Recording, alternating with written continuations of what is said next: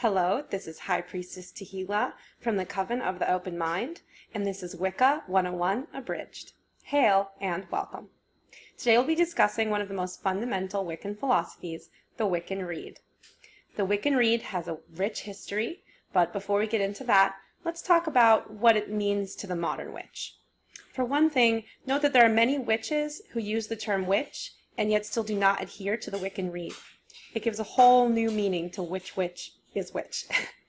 There are Wiccan witches, there are pagan witches, and the difference between a Wiccan witch, and any other kind of witch is pretty much the Wiccan Rede. There are other beliefs that many Wiccans share, but due to the varied nature of the Wiccan world, there is little else which unites all Wiccans besides the Rede. And even the Rede isn't purely unifying. There are several different ways to interpret the Rede, and the basis for each is found deep within the history of the Wiccan religion, buried beneath years of evolution, anthropological findings, and respect for mystical ceremony.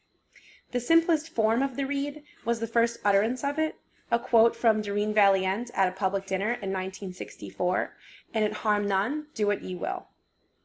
In this case, "an" is an archaic Old English conjunction, which actually means if. It is not a mistaken or shortened version of "and," as some people believe. And you'll see "and" used in place of "an" in some versions of the Rede. This utterance by Doreen Valiente is actually the first public statement of the Rede, which many believe to have come from Gardner's earlier sentiment, "Do what you like as long as you harm none." So this seems to have come, his statement, Gardner's, seems to have come from a fictional book published in 1901 by French writer Pierre Louis, which stated its own variation of this: "Ne nuis pas à ton voisin, ceci bien compris, fais ce qu'il te plaît." So that translates to, "Do not harm your neighbor, this being well understood, do that which pleases you." In 1904, Aleister Crowley, known to have been influential to Gardner and the development of the occult practices, stated in his book, the Book of Law, "Do what thou wilt shall be the whole of the law." So some believe that this final wording for the Rede is a blend of the two here. The first uttered publicly by Gardner's though it was first uttered publicly by Gardner's High Priestess and the mother of modern witchcraft, Doreen Valiente. In 1974, the Wiccan Rede was published in a magazine called Earth Religion News. Presented there as a longer version of the Rede. On this version, there were 26 verses of 2 lines each. It was a poem with rhyming couplets and the familiar 8-line word at the end. This was reprinted again as the Rede of the Wicca a few years later.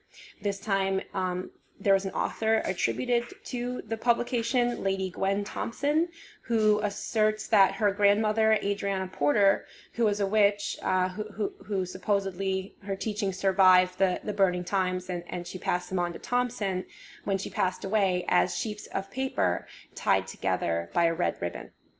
Whether or not this is in fact the oldest version is hotly debated. The writing is consistent with Old English grammar. There are many phrases that crop up in other ancient works. But the term Wicca and threefold law, which are in her version, were not really widely circulated pre-1960s. So it's unlikely that her version of the Rede is actually as old as she claims it is. It's more likely that the stanzas printed in this Rede were originally from a much older source. Some were probably written by Thompson herself to help bring out the best in all of the works available at the time of her authorship. So this is actually not frowned upon in Wicca. Wicca is seen as an evolving tradition meant to change and grow as its followers do. While some lineages have strict customs and traditions, rarely do you find one Wiccan claiming others are not Wiccan just because their approach is different. So regardless of whether or not Thompson's version was entirely original or partially amended by her, it doesn't really matter. Her version most certainly provides great wisdom and insight into Wiccan thought, tradition, and phrasing. It's one of the largest sources for magical phrasing, like phrasing of spells and dedication statements and that sort of thing. I mean, we even get the trace the circle thrice about to keep the evil spirits out. That comes from that 26-line version of the Rede, and you can look that up online. I'll try to remember to put a link to it in the comments. The steps from this much longer read to the shorter version that we have today are not quite clear. The modern read is just 2 verses of 4 lines apiece. It goes, "Bide the Wiccan law ye must, in perfect love and perfect trust. 8 words the Wiccan Rede fulfill, and it harm none, do as thou will. Lest in self-defense it be, ever mind the rule of 3. Follow this in mind and heart, and merry ye meet, and merry ye part." So let's dissect this further. The first line, "Bide the Wiccan law ye must." This refers to the Wiccan laws presented by Gerald Gardner in the Gardnerian Book of Shadows. There's no proof that these laws actually existed to Gardner's record of them, and in fact Alexandrian Wicca has an additional 130 laws added to the original set of approximately 160, so they seem to be kind of arbitrary. The laws, however, they're controversial. They're not accepted by all. Some take this line to refer to the law hereby defined by the statement, by the existence of the poem itself. That's my interpretation. There are many different ways of interpreting all of these lines. Some substitute the word Wiccan in this case for witches and still use this read even though they don't identify as Wiccan, and that's fairly uncommon, but it does happen. The next line, "in perfect love and perfect trust," refers to the oath that Wiccans have to take to be considered a witch. Adding this is like saying that your intentions will always be pure and good, and your actions and words will always be honest, at least with regard to this oath anyway. In some forms of this poem, this "and" is actually "an," the Old English way to say "if."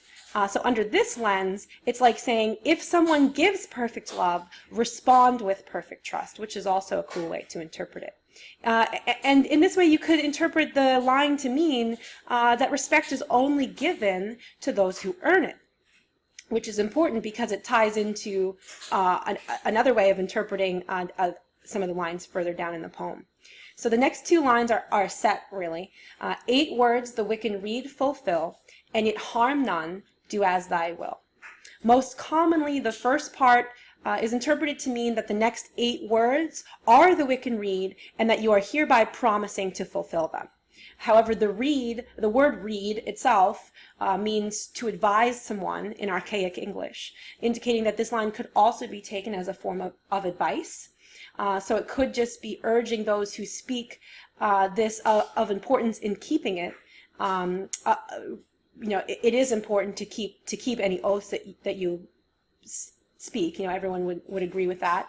It's at the foundation of our legal system. You have to speak an oath on the Bible when you go to present on your own religious text, when you go to say that you're going to be honest in a courtroom. So the idea of keeping an oath is something that's very sacred to most people. And so in this lens, it could indicate that the line is just meant to be seen as guidance, less binding and more optional, right? So if it's saying, we advise you to keep this oath, then it could be more like, this is what might happen to you if you don't keep it, but ultimately it's up to you if you keep it or not, right? So some people interpret that line to mean different things, which is kind of cool. Some take this to an extreme and say that any form of harm, and in either case, before I move on, in either case, the advice of that line is simple. If you aren't hurting anyone, you're good. Some take this to an extreme and say that any form of harm is bad and should be avoided, while some think that this harm refers only to conscious magical acts. So some would say that you should live frugally and conservatively, caring about the environment and only doing ecologically friendly things. Some argue that you are violating the Rede just by eating meat or meat products. Others say that it is not harmful if the animal has a good life, is honored in death, and that this is natural, something found within the inherent cycles of life and death all throughout the animal kingdom of our world. So the way that harm is interpreted varies from Wiccan to Wiccan, but the general vibe is the same no matter what. Waste not, love indiscriminately, and live to the best of your potential. The next 2 lines of the Rede are simple on the surface, but hugely debated amongst Wiccans. Lest in self-defense it be, ever mind the rule of 3. So what is clear is that Wicca is a religion which does permit self-defense, and obviously so, given the theme of empowerment that is so important in other aspects of the craft.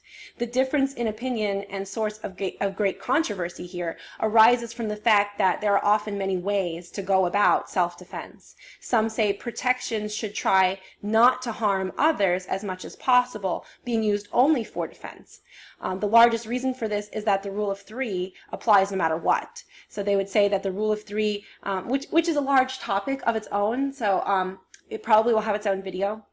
But for the sake of understanding the Rede, just know that it basically refers to karma. What happens if you do an action? For every action, there is an equal but opposite reaction, right? So because we are magical beings, we exist on three levels. Physical, our body; emotional, our mind, our brain; and spiritual, our soul.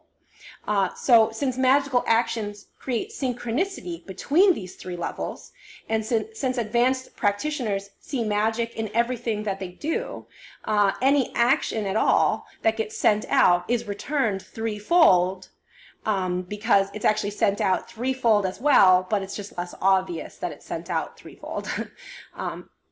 So some argue that the rule of three does not apply in cases of self-defense. Some have the same interpretation of the rule of three as above. So they would say that, that is what karma is. That is what the rule of three is. It's karma. It's what you put out is what you get back. But it doesn't apply when you're defending yourself. Some say that the rule of three refers to what a witch should do should she be wronged by somebody.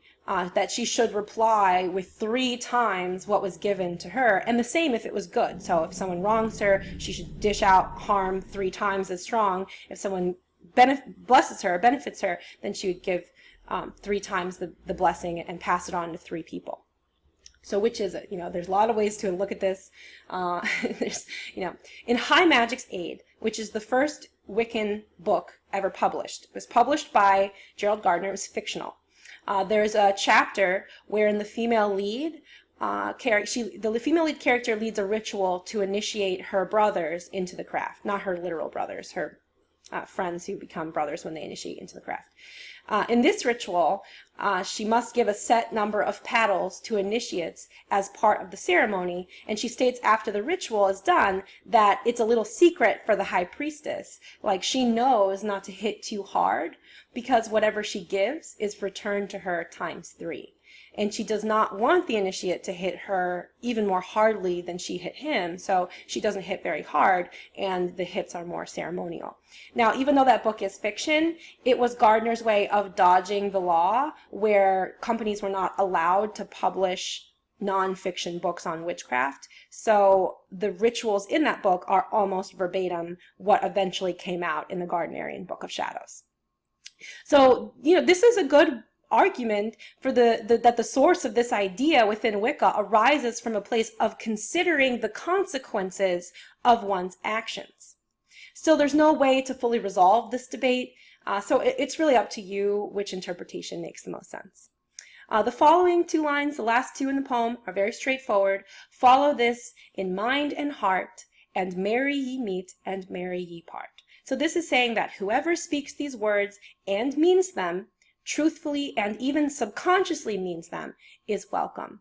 Furthermore, stating that this is meant in mind and heart is a way to align a person on all 3 levels, like we talked about. So the essence of magic, that synchronicity between your physical, emotional, and spiritual self, that's captured by the last 2 lines of this poem, which make it a more powerful, binding, magical act.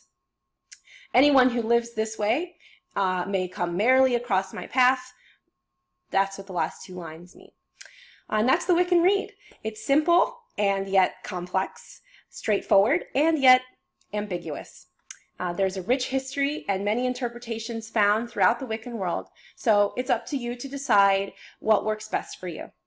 Thanks for watching Wicca 101 Abridged, and from all of us here at the Coven of the Open Mind, blessed be.